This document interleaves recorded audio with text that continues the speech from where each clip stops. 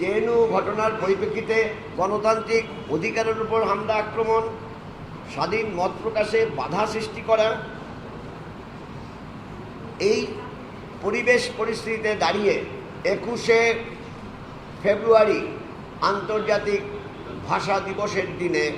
বেলা 3টের সময় মহাজাতি সদন তার সামনে থেকে মিছিল করব, করে সোমনাথ পার্কের ভাষা উদ্যানে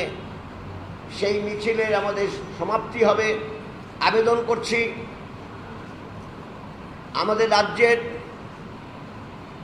বাকি সমস্ত বামপন্থী সংগঠন, আবেদন করছি গণতন্ত্রের প্রতি বিন্দুমাত্র শ্রদ্ধা ভক্তি আছে, সহনশীল সেই সমস্ত মানুষকেই ব্যক্তি হিসাবে তাদেরকে আমরা আবেদন করছি এই মিছিলে পা মেলাতে।